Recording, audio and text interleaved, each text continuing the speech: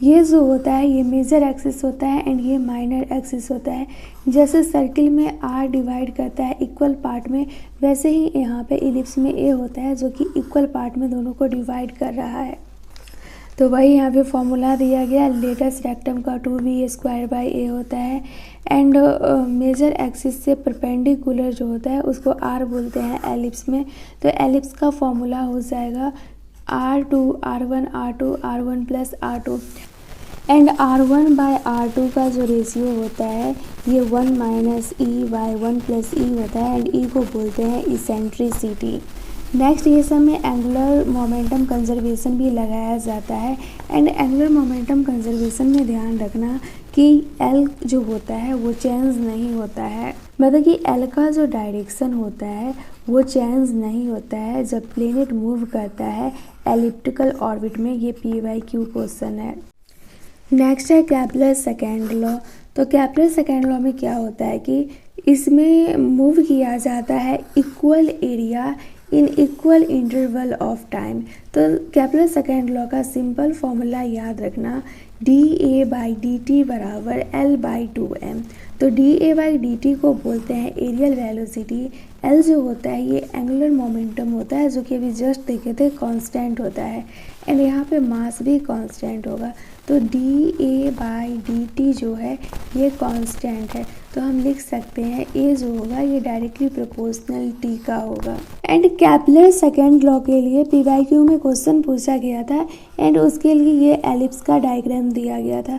तो यहाँ पे बोला गया था कि शेडेड एरिया SCD जो है ये ट्वाइस है, मतलब कि SAB से। तो ये है SCD एंड ये है SAB। तो यहाँ पे इसका कहने का मतलब है कि शेडेड एरिया जो SCD है ये डबल है SAB के एरिया से। तो SCD जो हो जाएगा ये 2A हो जाएगा एंड SAB जो हो जाएगा ये सिंपल A हो जाएगा। तो अभी हम जस्ट देखे हैं कि एरिया जो है ये डायरेक्टली प्रोपोर्शनल T है, तो हमसे इसमें जनरली रेशियो पूछा जाता है तो हम सिंपल A1/A2 लिखेंगे एंड T1/T2 लिखेंगे। तो हमें यही टाइम का रेशियो फाइंड करना रहता है। तो A1 के जगह पे हम क्या लिखेंगे, ये 2A लिखेंगे एंड A2 के जगह पे क्या लिखेंगे, A लिखेंगे। नेक्स्ट है केपलर थर्ड लॉ। तो केपलर थर्ड लॉ में T² जो होता है ये डायरेक्टली प्रोपोर्शनल R³ होता है।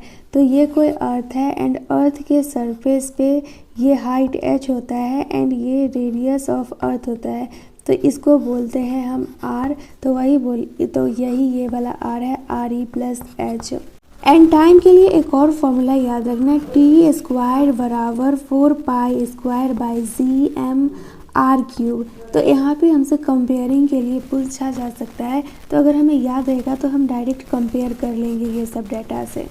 नेक्स्ट अगर कहीं क्वेश्चन में दिया गया है V बराबर KVE एंड H मैक्सिमम हमसे पूछ रहा है, तो इसके लिए डायरेक्ट फॉर्मूला अप्लाई कर देना, RK² 1 माइनस K² एंड ये जो R होता है ये रेडियस ऑफ अर्थ होता है। नहीं तो इसको हम फाइंड कर सकते हैं मैकेनिकल एनर्जी कंजर्वेशन अप्लाई करके भी।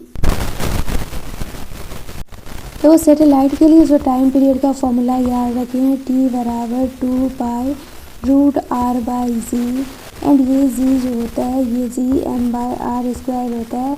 मास को हम डेंसिटी इंटू वॉल्यूम लिख सकते हैं। इसको तो या इस टाइप से याद कर लो या फिर इसको डिराइव भी कर सकते हो, जैसे कि वेलोसिटी बराबर डिस्प्लेसमेंट बाई टाइम होता है। तो हमें टाइम पीरियड निकालना है तो T बराबर D/v लिख सकते हैं एंड ये D जो हो जाएगा ये 2πr हो जाएगा एंड सैटेलाइट के लिए लिखते हैं तो ये हो जाता है orbital velocity and orbital velocity का फॉर्मूला होता है √Gm/r। तो ये वाला हम इसमें पुट करेंगे, फिर कैलकुलेट वगैरह करके ये वाला वैल्यू आएगा। नेक्स्ट है काइनेटिक एनर्जी। तो काइनेटिक एनर्जी कभी भी निगेटिव नहीं होता है, तो काइनेटिक एनर्जी के लिए फॉर्मूला याद रखना ½ Gmm/r। तो जो काइनेटिक एनर्जी का फॉर्मूला होता है वही टोटल एनर्जी का भी फॉर्मूला होता है, बस टोटल एनर्जी में ये जो हो जाएगा ये -1/2 Gmm/r हो जाएगा। देखो काइनेटिक एनर्जी जो है ये ½ Gmm/r है, टोटल एनर्जी इसके ही बराबर होगा, बस साइन माइनस होगा। बात करते हैं पोटेंशियल एनर्जी। तो पोटेंशियल एनर्जी में इसको डायरेक्ट ड्राइव कर देना है एंड यहाँ पे Gm/r लिखना है। तो अब जो हम ये लिखते हैं काइनेटिक एनर्जी बराबर टोटल एनर्जी मैग्नीट्यूड में, तो अब हम पोटेंशियल एनर्जी के लिए क्या लिखेंगे, जब हम पोटेंशियल एनर्जी इससे बराबर करेंगे तो पोटेंशियल एनर्जी में जब 1/2 मल्टीप्लाई करेंगे तो ये इसके बराबर हो जाएगा। तो सिंपल यहाँ पे 1/2 से डिवाइड कर देंगे, तो वही यहाँ पे दिया गया है। एंड टोटल एनर्जी जो होता है ये काइनेटिक एनर्जी के बराबर होता है, बस साइन में टोटल एनर्जी जो रहता है ये नेगेटिव होता है। नेक्स्ट ग्रेविटेशन में रोटेशनल मोशन का भी कॉन्सेप्ट अप्लाई कर दिया जाता है। जैसे कि यहाँ पे ये m1 है एंड ये m2 है एंड ये पूरा डिस्टेंस जो है ये r है, तो r1 डिस्टेंस से कहीं यहाँ पे सेंटर ऑफ मास होगा।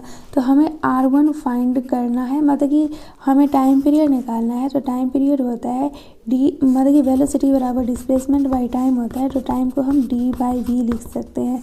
तो d जो हो जाएगा ये 2πr1 हो जाएगा एंड v1 क्वेश्चन में गिवन रहेगा। तो हमें r1 फाइंड करना है, तो r1 फाइंड करने के लिए सिंपल ये m1 से r1 फाइंड कर रहा है, तो m1 को नहीं लिखेंगे m2 लिखेंगे, m2 लिखेंगे एंड नीचे में m1 + m2 लिखेंगे एंड इसको मल्टीप्लाई कर देंगे r से।